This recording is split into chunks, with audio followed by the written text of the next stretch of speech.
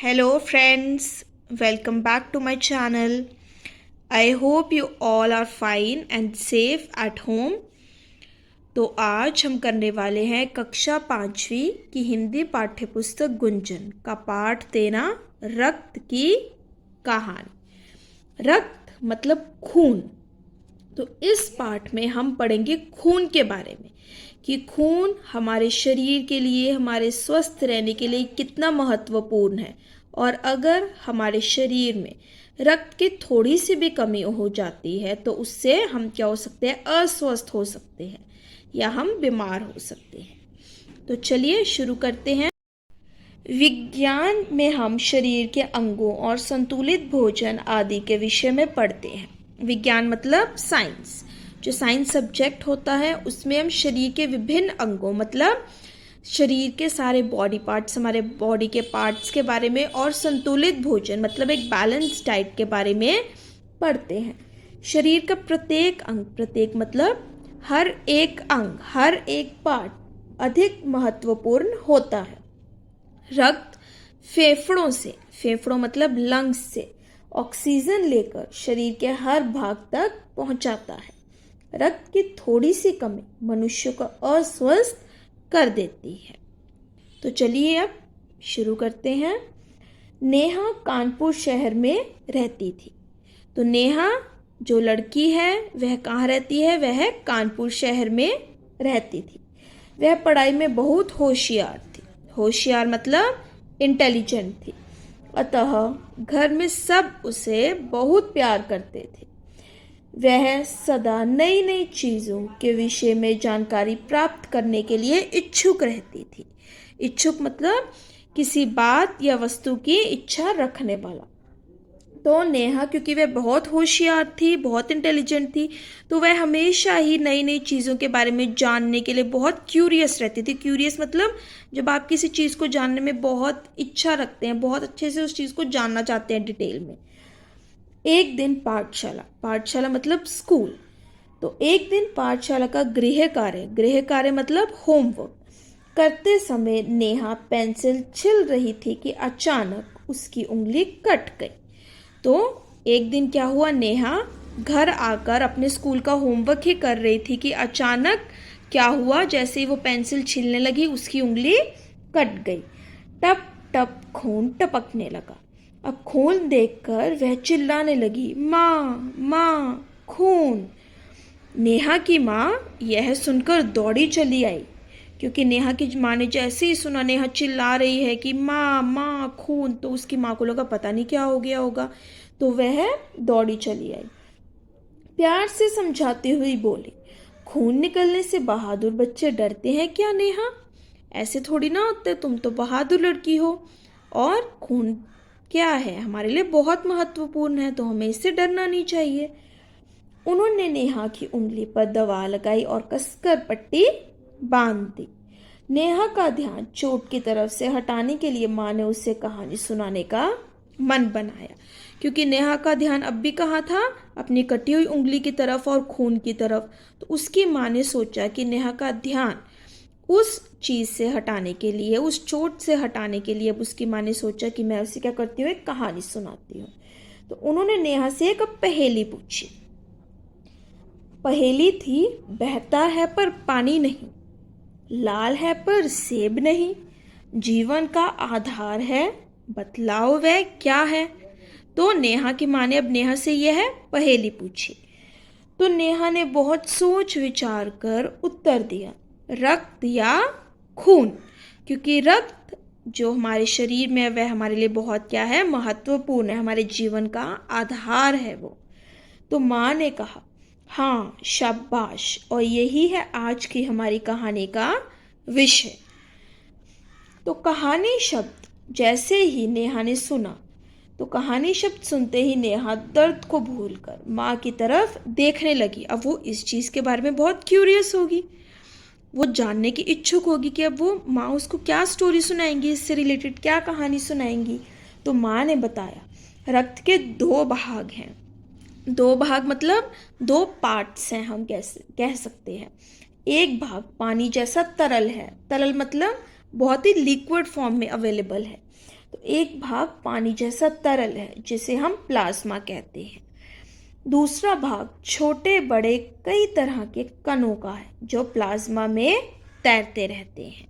तो माँ ने नेहा को कहानी सुनानी शुरू करी और माँ ने नेहा को सबसे पहले बताया कि हमारे जो रक्त होता है उसके दो भाग होते हैं। एक भाग जो होता है वो पानी जैसा बिल्कुल तरल होता है, लिक्विड जैसा होता है, जिसे हम प्लाज्मा कहते हैं। और दूसरा भाग वो होता है जिसमें छोटे बड़े कई तरह के कण जो होते हैं वो प्लाज्मा में तैरते रहते हैं। अब कुछ याद करते हुए नेहा बोली, माँ विज्ञान की अध्यापिका, अब विज्ञान की अध्यापिका मतलब साइंस टीचर, राइट। सो विज्ञान की अध्यापिका ने बताया था कि रक्त में कुछ कण लाल होते हैं तो कुछ सफ़ेद, और यह इतने छोटे होते हैं कि इन्हें माइक्रोस्कोप से ही देख सकते हैं। तो अब नेहा ने बताया, उसने थोड़ा याद किया कि उसके साइंस के टीचर ने भी उसको यही समझाया था। तो अब उसने अपनी माँ को बोला कि माँ विज्ञान की अध्यापिका ने भी हमें बताया था कि रक्त में कुछ कण लाल होते हैं। तो जैसे कि आप इस पिक्चर में देख सकते हैं, जिनको हम क्या बोलते हैं, रेड ब्लड सेल्स बोलते हैं। जो रक्त कण होते हैं उनको आरबीसी या रेड ब्लड सेल्स भी बोलते हैं हम। तो कुछ सफ़ेद कण होते हैं, सफ़ेद मतलब वाइट कलर के होते हैं, क्योंकि ये वाइट होते हैं तो हम इनको WBC that is white blood cells भी बोलते हैं। और यह इतने छोटे होते हैं कि इन्हें हम किस तरह से देख सकते हैं, माइक्रोस्कोप से, जैसे कि आप पिक्चर में देख रहे हैं माइक्रोस्कोप। क्योंकि ये छोटे होते हैं तो हम इन्हें ऐसे नहीं देख सकते, तो इसके लिए हमें माइक्रोस्कोप जो एक यंत्र होता है उसकी ज़रूरत पड़ती है। तो माँ ने नेहा की पीठ थपथपाई और कहा, रक्त में जो अन्य कण होते हैं उन्हें प्लेटलेट कहते हैं, जैसे कि आप देख सकते हैं पिक्चर में। तो नेहा ने पूछा, पर माँ खून का रंग लाल क्यों होता है? ऐसा क्यों है कि हमारे खून का रंग लाल ही है? माँ ने उत्तर दिया, खून में लाल कण बहुत अधिक मात्रा में होते हैं। तो जो हमारा खून होता है उसमें जो रेड ब्लड सेल्स होते हैं वो बहुत ही ज़्यादा क्वांटिटी में होते हैं, मतलब बहुत ही ज़्यादा मात्रा में होते हैं। इनका रंग एक पदार्थ के कारण लाल होता है जिसे हम हीमोग्लोबिन कहते हैं। अब हीमोग्लोबिन का लौह तत्व फेफड़ों से ऑक्सीजन लेकर उसे शरीर के सभी भागों में पहुंचाता है। तो हमारे रक्त का जो कलर है या जो रंग है वो लाल हीमोग्लोबिन की वजह से होता है। अब नेहा ने सिर हिलाते हुए कहा, अच्छा माँ। तो अब नेहा को समझ आ गया था कि हमारे जो रक्त का रंग है वो लाल क्यों होता है। अब माँ बोली, अच्छा नेहा, क्या तुम जानती हो अनीमिया क्या होता है? नेहा को इस विषय में कोई जानकारी नहीं थी। सिर हिलाकर बोली, तुम ही बताओ ना माँ, क्योंकि नेहा को इस चीज़ के बारे में कोई नॉलेज नहीं थी, उसको इस चीज़ के बारे में कुछ पता नहीं था। तो उसने अपनी माँ को बोला कि माँ आप ही बता दीजिए मुझे। तो माँ ने समझाते हुए कहा, यह एक तरह की बीमारी है। बीमारी कैसी? जो खून की कमी के कारण हो सकती है। तो जब हमारे शरीर में खून की कमी हो जाती है तो हम उसे क्या कहते हैं? अनीमिया कहते हैं। अब खाने में लौह तत्व की कमी तथा पेट में कीड़े हो जाने से भी यह रोग हो सकता है। तो जब हम खाने में अच्छी फलदार और हम बोल सकते हैं हरी सब्जियां नहीं खाते हैं, एक बैलेंस डाइट नहीं लेते हैं, या फिर हमारे पेट में कीड़े होते हैं, तो यह एनीमिया की प्रॉब्लम हमें उस वजह से भी हो सकती है। बात आगे बढ़ाते हुए माँ बोली, नेहा बताओ कि लौह तत्व और विटामिन हमारे भोजन की किन किन चीज़ों से मिलते हैं। माँ का यह प्रश्न नेहा को अत्यंत सरल लगा। अत्यंत मतलब बहुत, सरल मतलब इजी, या हम बोल सकते हैं आसान लगा। इसलिए वह बोली, लौह तत्व हमें सब्जियों जैसे कि पत्ता गोभी, पालक तथा अंडे और मांस से मिलते हैं। तुमने ठीक बताया नेहा। तुम जानती हो यह रक्त कण हड्डी के खोखले भाग, खोखले जिसको हम बोलते हैं ना खाली होती हैं, तो यह रक्त कण जो होते हैं हड्डी के खोखले भाग में बनते हैं।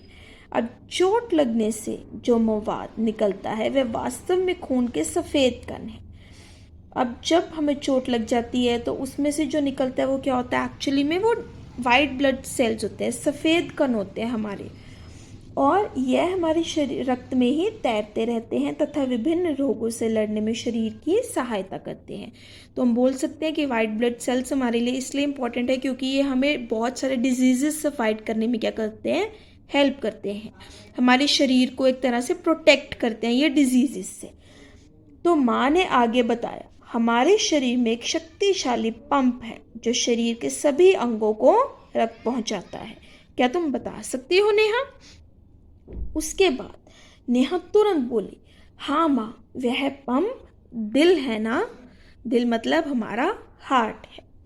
तो नेहा की जानकारी से प्रसन्न होकर माँ ने कहा, चार्ल्स प्रथम के निजी चिकित्सक, चिकित्सक मतलब हम बोल सकते हैं डॉक्टर, तो चार्ल्स प्रथम के निजी चिकित्सक डॉक्टर हार्वे ने रक्त संचार प्रणाली मतलब ब्लड सर्कुलेटरी सिस्टम, तो चार्ल्स प्रथम के निजी चिकित्सक डॉक्टर हार्वे ने ब्लड सर्कुलेटरी सिस्टम पर अनुसंधान किया। अनुसंधान मतलब उसके बारे में थोड़ी सी खोज करी, उसके बारे में जाना, इन्वेंट किया। वह इस नतीजे पर, इस कंक्लूजन पर पहुंचे कि दिल रक्त को शरीर के भीतर ही चक्रनुमा रास्ते में फेंकता है। चक्रनुमा मतलब हम बोल सकते हैं चक्र के आकार के रास्ते में ही क्या करता है, वह फेंकता है।